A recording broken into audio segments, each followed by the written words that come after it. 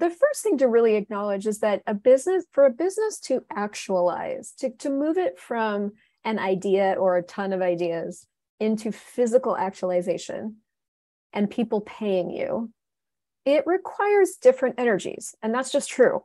It requires the creator energy, which is the ideas and all the things that, I'm like an incessant creator. I have ideas for fucking days. It requires the mover energy, which is the person who sees the good idea and moves it into the world and sees what's necessary to institute it physically. And it requires the connector energy, which is the person who sees the good idea and all the things going into place and wants to connect people to it. All of those are required for a business to physically actualize in the world. Now, sometimes you, the initiator of the business, are a foundational person, which means you act as all three. I'm a foundational person. Foundational people have different pitfalls, different things they need to look out for when it comes to adding people, because they're so capable at everything that they just do it all themselves. But many times you are not a foundational person. You function more as a creator, or you function more as a mover, or you function more as a connector.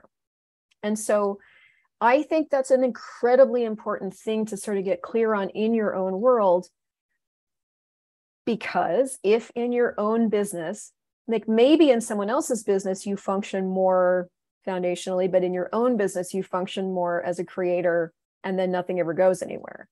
Or in your own business, you're willing to talk to people, but you need somebody to like institute the things, right? So, I was having this conversation with Andres this morning as he's like, developing his own presence in the world. We were looking at that. I'm like, what's required? So in my business, he's a mover connector. Like he's just like, he moves things into existence. In his own business, it's a little bit different. And so that's very common, just so you know. So you need to first kind of look at that piece of going, okay, what's really true here in my business mix?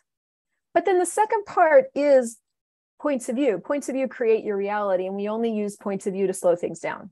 So the second piece of this would be, I heard you say, I have this point of view that blah, blah, blah, blah, blah, blah, blah, blah about other people. And what I would tell you is like, well, all you have to do with that is go, all the points of view I have about this, right, wrong, good, bad, pot, all night, shorts, boys, povas, and beyonds.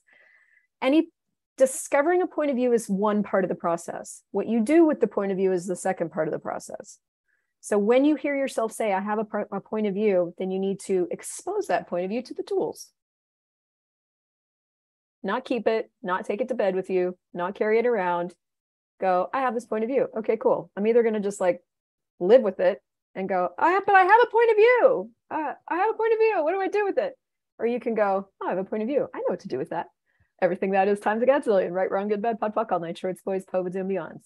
If I didn't have a point of view, what would I choose?